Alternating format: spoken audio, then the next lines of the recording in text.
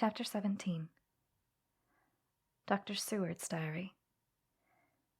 When we arrived at the Berkeley Hotel, Van Helsing found a telegram waiting for him. Am coming up by train. Jonathan at Whitby. Important news. Mina Harker. The professor was delighted. "Ah, that wonderful Madame Mina," he said. "Pearl among women. She arrive, but I cannot stay. She must go to your house, friend John. You must meet her at the station. Telegraph her en route, so that she may be prepared." When the wire was dispatched, he had a cup of tea. Over it, he told me of a diary kept by Jonathan Harker when abroad, and gave me a typewritten copy of it, as also of Mrs. Harker's diary at Whitby. "Take these," he said, "and study them well. When I have returned, you will be master of all the facts, and we can then better enter on our inquisition. Keep them safe, for there is in them much of treasure.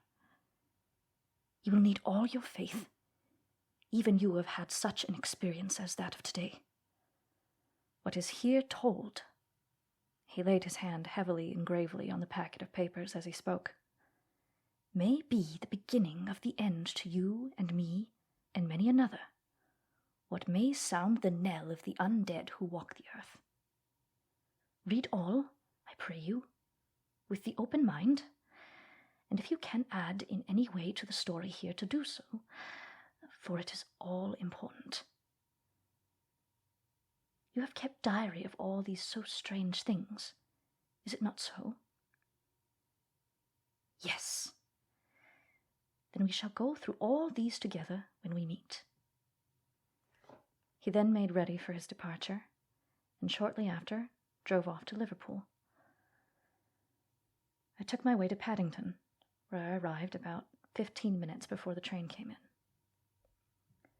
The crowd melted away,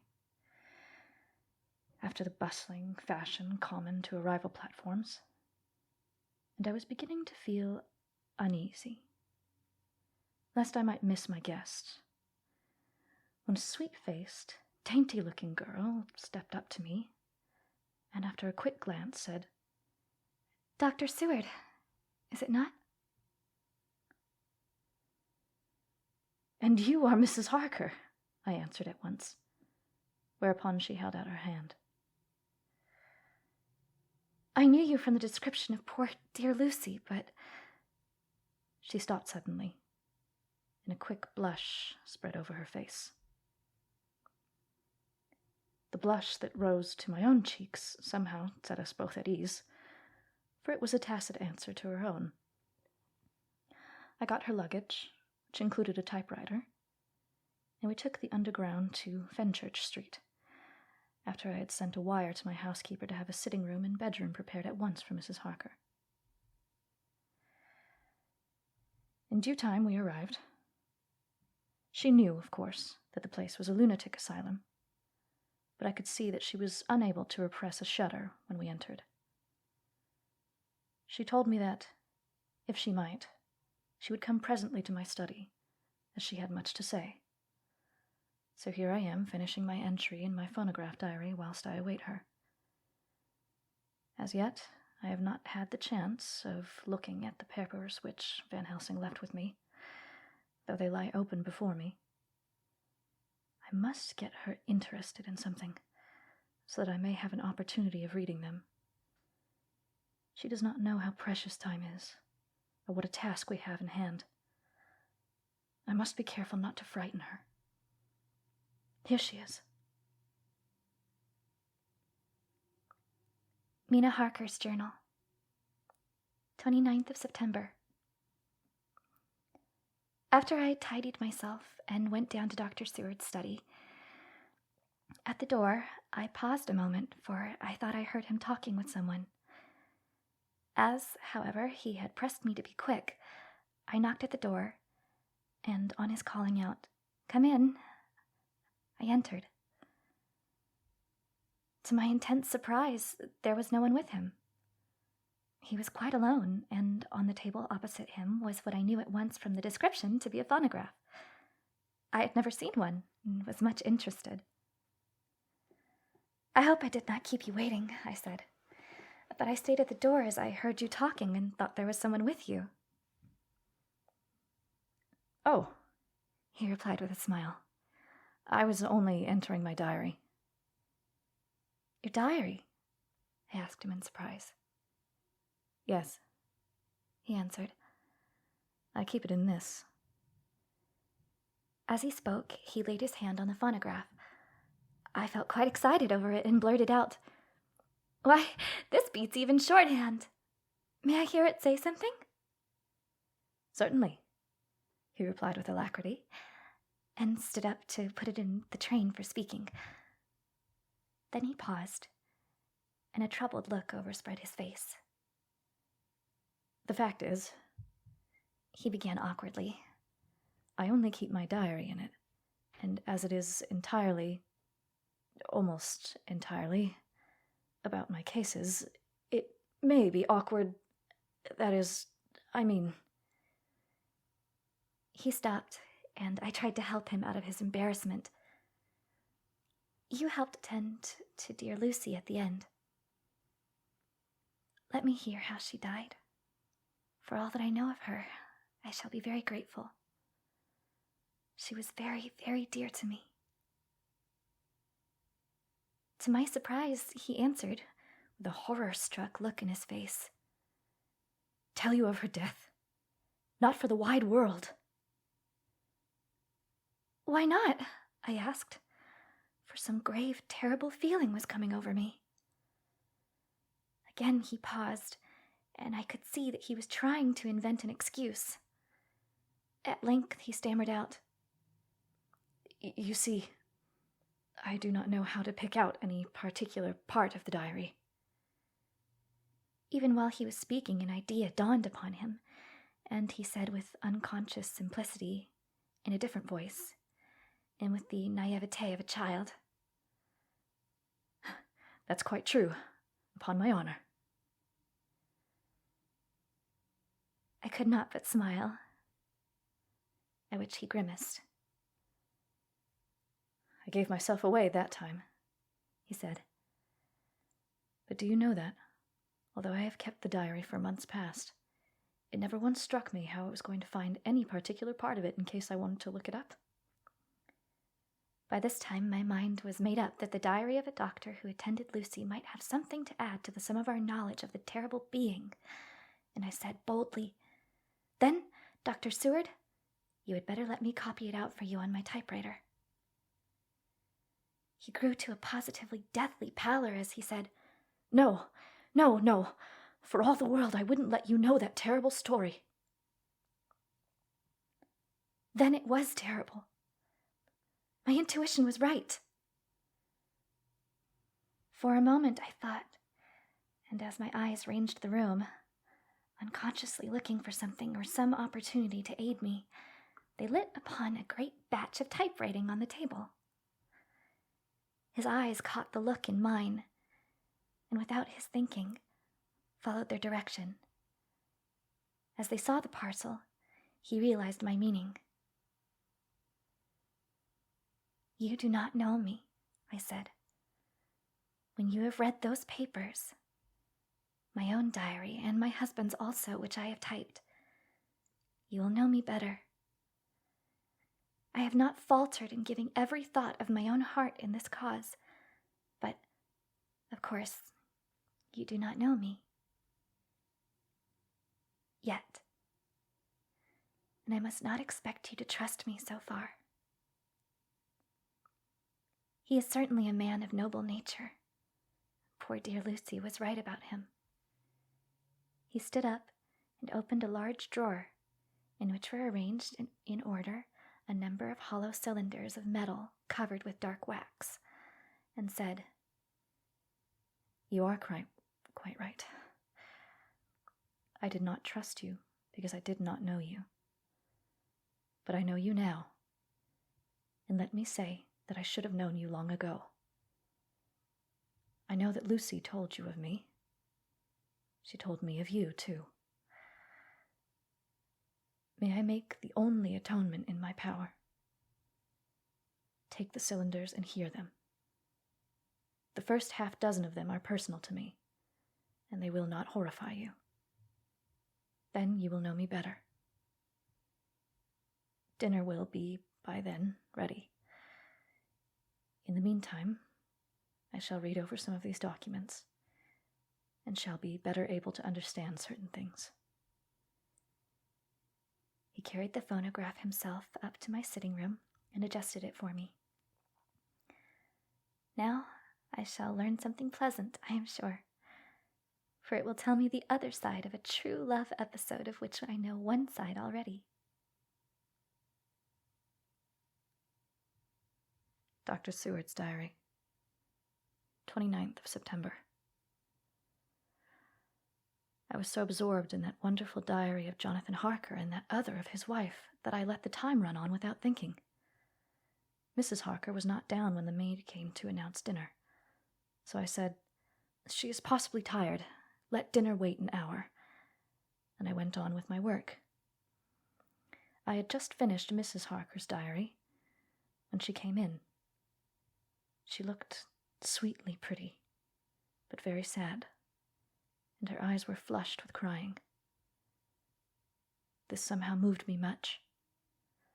Of late, I have had cause for tears, God knows, but the relief of them was denied me. And now the sight of those sweet eyes, brightened with recent tears, went straight to my heart. So I said as gently as I could, "I greatly fear I have distressed you."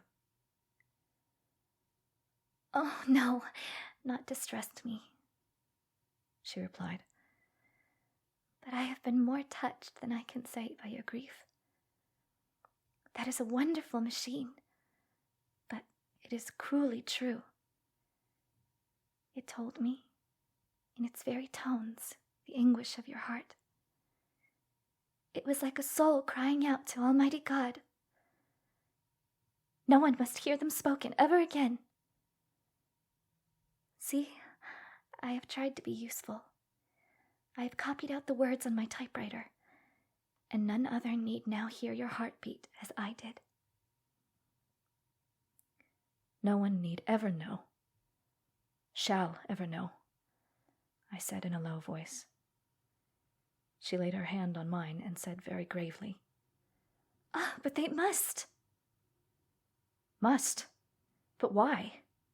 I asked. "Because it is a part of the terrible story, a part of poor, dear Lucy's death and all that led to it. Because in the struggle which we have before us to rid the earth of this terrible monster, we must have all of the knowledge and all the help which we can get. I think that the cylinders which you gave me contained more than you intended me to know. But I can see that there are in your record many lights to this dark mystery. You will let me help, will you not? I know all up to a certain point, and I see already, though your diary only took me to the 7th of September, how poor Lucy was beset, and how her terrible doom was being wrought out. Jonathan and I have been working night and day since Professor Van Helsing saw us. He has gone to Whitby to get more information, and he will be here tomorrow to help us. We need have no secrets amongst us. Working together and with absolute trust, we can surely be stronger than if some of us were in the dark." She looked at me so appealingly, and at the same time manifested such courage and resolution in her bearing, that I gave in all at once to her wishes. "You shall," I said, "do as you like in the matter. God forgive me if I do wrong. There are terrible things yet to learn of, but if you have so far travelled on the road to poor Lucy's death, you will not be content, I know, to remain in the dark. Nay, the end, the very end, may give you a gleam of peace. Come, there is dinner. We must keep one another strong for what is before us. We have a cruel and dreadful task. When you have eaten, you shall learn the rest, and I shall answer any questions you ask, if there be anything which you do not understand, though it was apparent to us who were present. Mina Harker's journal. 29th of September. After dinner, I came with Dr. Seward to his study. He brought back the phonograph from my room, and I took my typewriter. He placed me in a comfortable chair and arranged the phonograph so that I could touch it without getting up, and showed me how to stop it in case I should want to pause. Then he very thoughtfully took a chair with his back to me, so that I might be as free as possible, and began to read. I put the forked metal to my ears and listened. When the terrible story of Lucy's death and all that followed was done, I lay back in my chair powerless. Fortunately, I am not of a fainting disposition. When Dr. Seward saw me, he jumped up with a horrified exclamation, and hurriedly taking a case bottle from a cupboard, gave me some brandy, which in a few minutes somewhat restored me.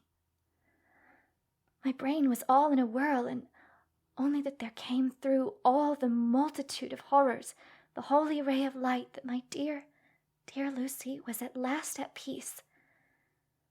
I do not think I could have borne it without making a scene.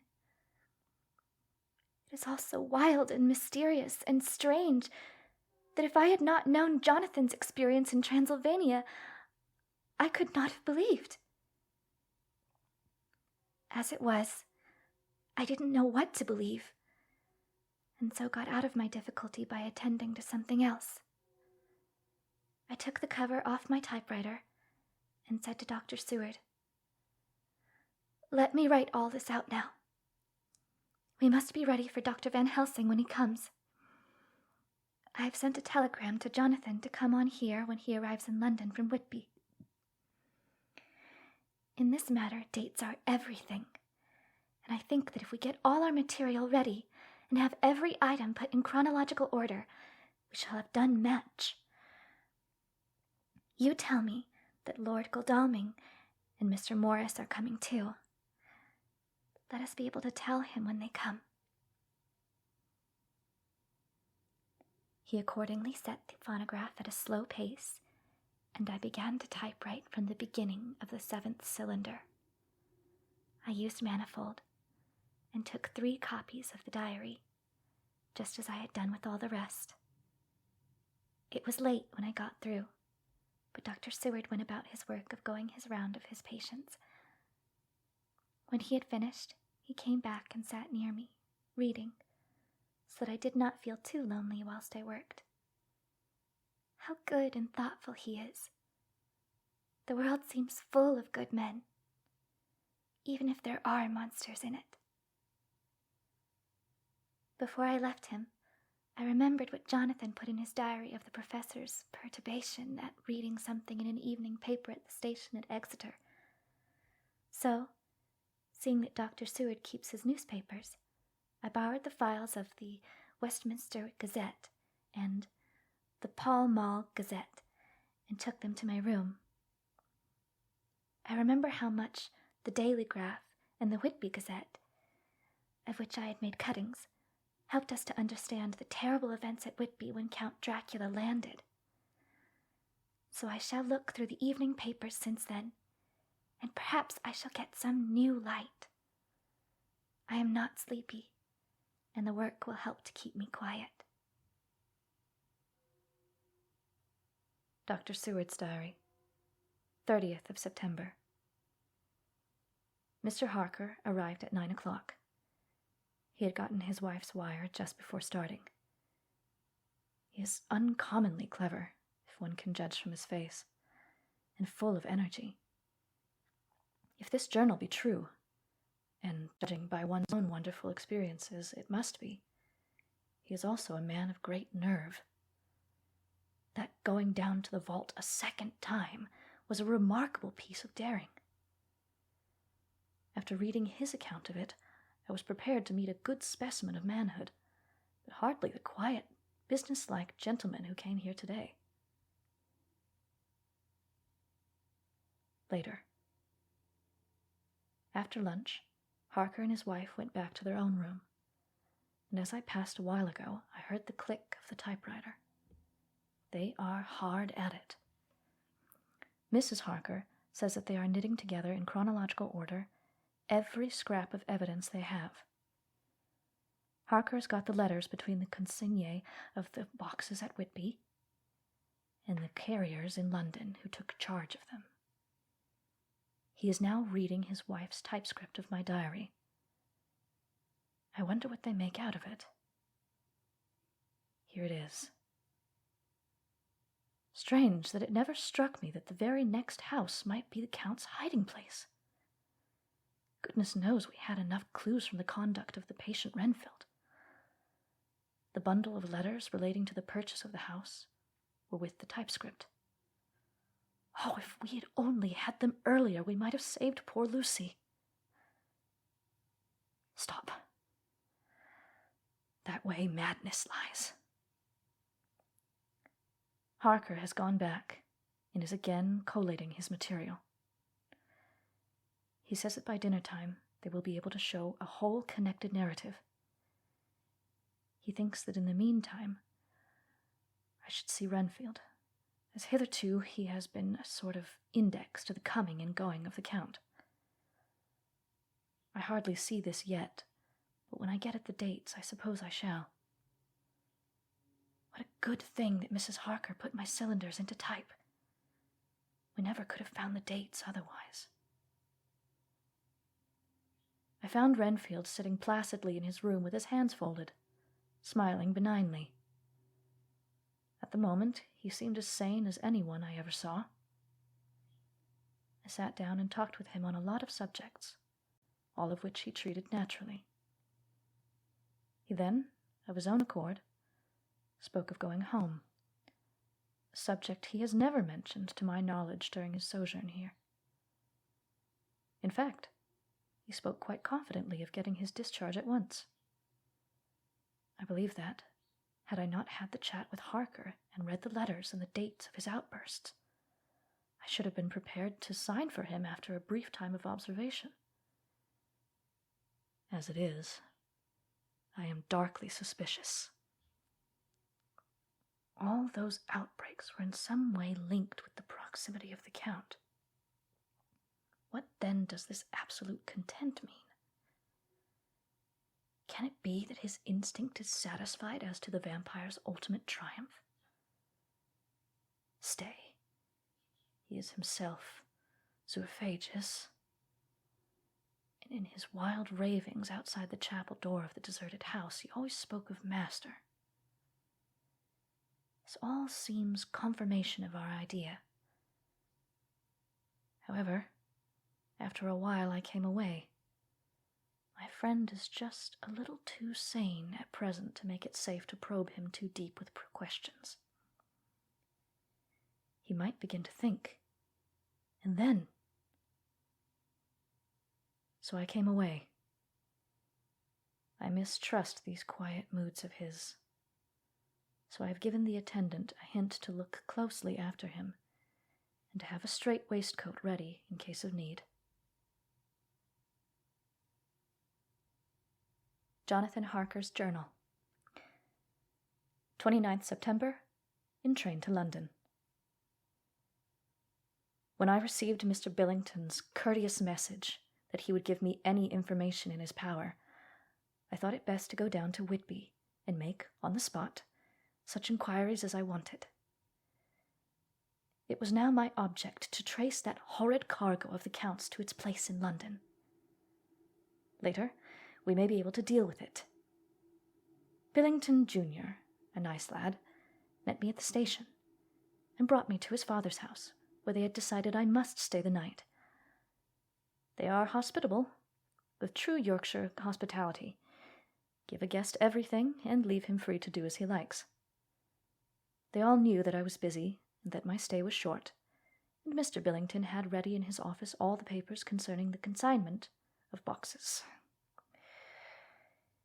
It gave me almost a turn to see again one of the letters which I had seen on the Count's table before I knew of his diabolical plans.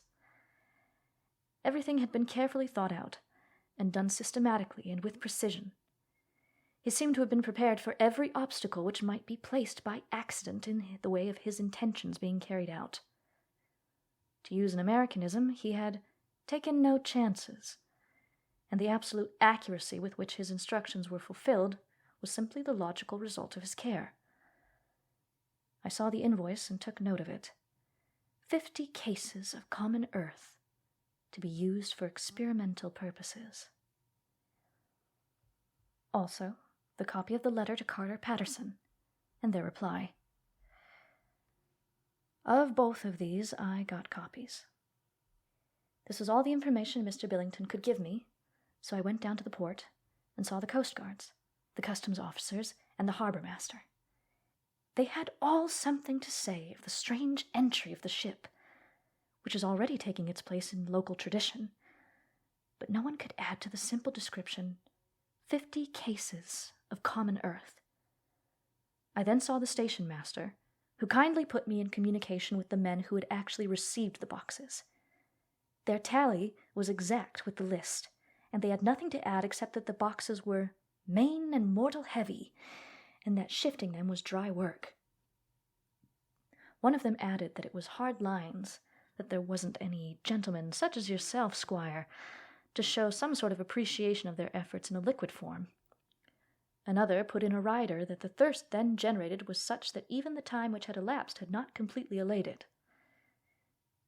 Needless to add, I took care before leaving to lift, forever and adequately, this source of reproach. 30th of September. The station master was good enough to give me a line to his old companion, the station master at King's Cross, so that when I arrived there in the morning, I was able to ask him about the arrival of the boxes. He, too, put me at once in communication with the proper officials, and I saw that their tally was correct with the original invoice. The opportunities of acquiring an abnormal thirst had been here limited. A noble use of them had, however, been made, and again I was compelled to deal with the result in an ex post facto manner. From thence I went on to Carter Patterson's central office, where I met with the utmost courtesy. They looked up the transaction in their daybook and letterbook, and at once telephoned to their King's Cross office for more details. By good fortune, the men who did the teaming were waiting for work, and the official at once sent them over, sending also by one of them the way-bill and all the papers connected with the delivery of the boxes at Carfax.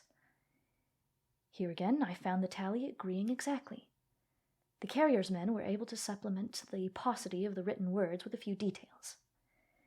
These were, I shortly found, connected almost solely with the dusty nature of the job, and of the consequent thirst engendered in the operators. On my affording an opportunity, through the medium of the currency of the realm, of the allaying, at a later period, this beneficial evil, one of the men remarked, "That 'ere house, governor, is the rummiest I ever was in. Fine, but it ain't been touched since 100 years. There was a dust that thick in the place that you might have slept on it without hurting your bones. And the place that was that neglected that you might have smelled old Jerusalem in it. But the old chapel, that took the cake, it did. Me and my mate, we thought we'd never get out quick enough, though I wouldn't take less nor a quid at moment to stay after dark." Having been in the house, I could well believe him, but if he knew what I know, he would, I think, have raised his terms. Of one thing I am now satisfied, that all the boxes which arrived at Whitby from Varna in the Demeter were safely deposited in the old chapel at Carfax. There should be 50 of them there, unless any have since been removed, as from Dr. Seward's diary, I fear. I shall try to see the carter which took away the boxes from Carfax when Renfield attacked them. By following up this clue, we may learn a good deal. Later. Mina and I have worked all day, and we have put all the papers in order. Mina Harker's journal. 30th of September. I am so glad that I hardly know how to contain myself. It is, I suppose, the reaction from the haunting fear which I have had, that this terrible affair and the reopening of his old wound might act detrimentally on Jonathan. I saw him leave for Whitby with as brave a face as I could, but I was sick with apprehension. The effort has, however, done him good. He was never so resolute, never so strong, never so full of volcanic energy as at present. It is just as that dear, good Professor Van Helsing said. He is true grit, and he improves under strain that would kill a weaker nature. He came back full of life and hope and determination. We have got everything in order for tonight. I feel myself quite wild with excitement. I suppose one ought to pity anything so hunted as is the Count. That is just it. This thing is not human. Not even beast. To read Dr. Seward's account of poor Lucy's death, and of what followed, is enough to dry up any springs of pity in the heart.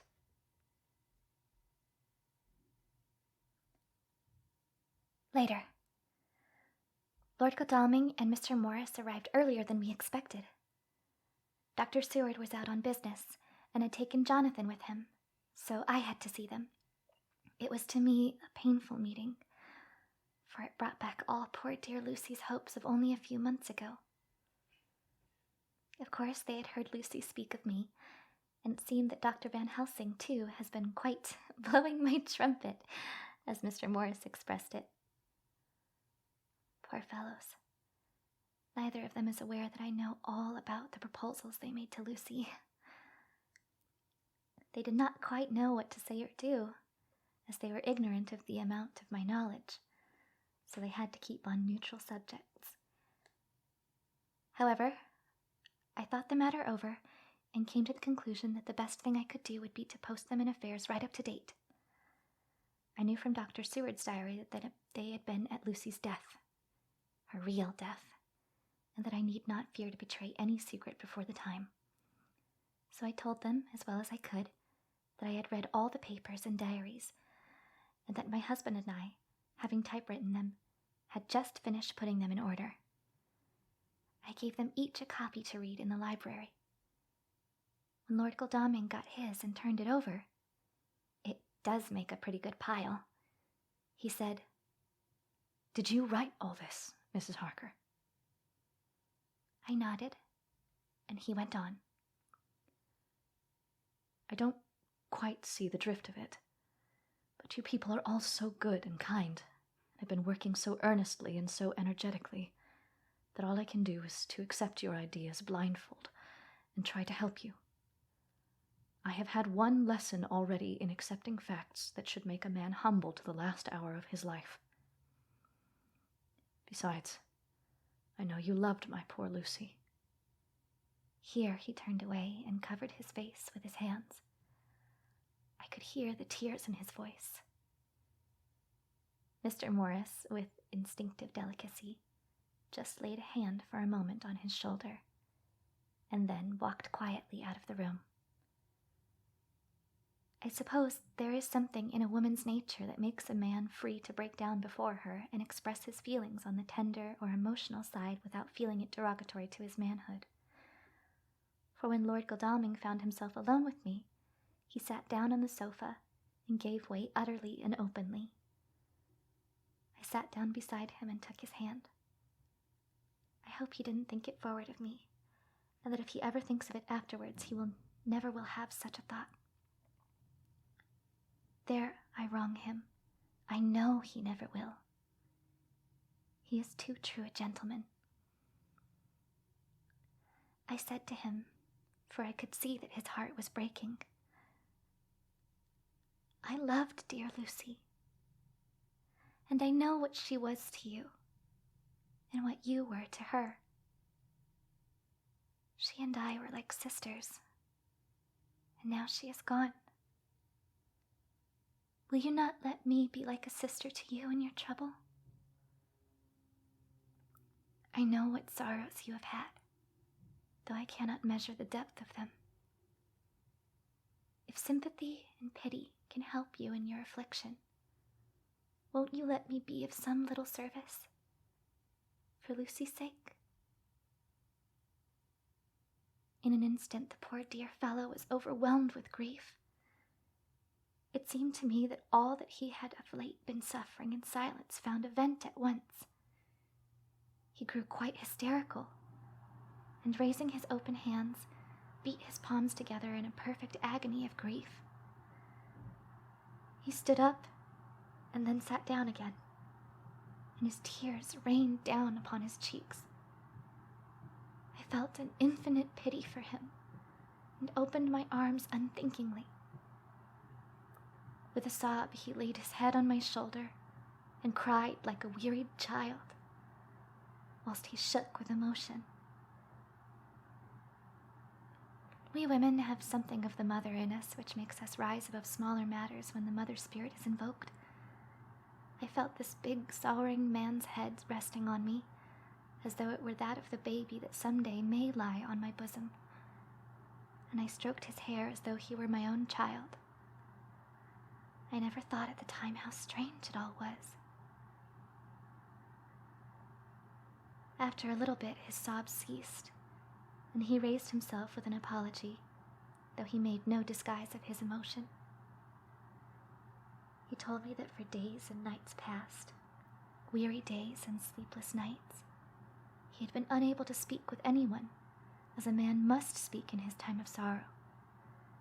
There was no woman whose sympathy could be given to him, or with whom, owing to the terrible circumstances with which his sorrow was surrounded, he could speak freely. I know now how I suffered, he said, as he dried his eyes. But I do not know even yet, and none other can ever know, how much your sweet sympathy has been to me today. I shall know better in time, and believe me that, though I am not ungrateful now, my gratitude will grow with my understanding. You will let me be like a brother, will you not, for all our lives? For dear Lucy's sake? For dear Lucy's sake, I said as we clasped hands. Aye, and for your own sake, he added. For if a man's esteem and gratitude are ever worth the winning, you have won mine today. If ever the future should bring to you a time when you need a man's help, believe me, you will not call in vain. God grant that no such time may ever come to you to break the sunshine of your life. But if it should ever come, promise me that you will let me know. He was so earnest, and his sorrow was so fresh, that I felt it would comfort him, so I said, I promise. As I came along the corridor, I saw Mr. Morris looking out of a window. He turned as he saw my footsteps. How's Art?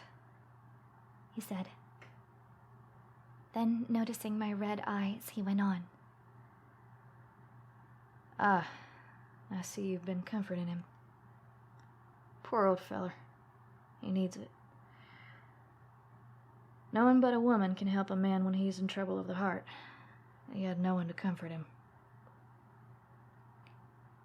He bore his own troubles so bravely that my heart bled for him. I saw the manuscript in his hand, and I knew that when he read it he would realize how much I knew. So I said to him, I wish I could comfort all who suffer from the heart. Will you let me be your friend? And will you come to me for comfort if you need it? You will know later on why I speak. He saw that I was in earnest, and stooping, took my hand, and raising it to his lips, kissed it. It seemed but poor comfort to so brave and unselfish a soul, and impulsively I bent over and kissed him. The tears rose in his eyes, and there was a momentary choking in his throat. He said quite calmly, "Little girl, you will never regret that true-hearted kindness, so long as ever you live." Then he went into the study with his friend. Little girl. The very words he had used to Lucy, and oh, but he had proved himself a friend.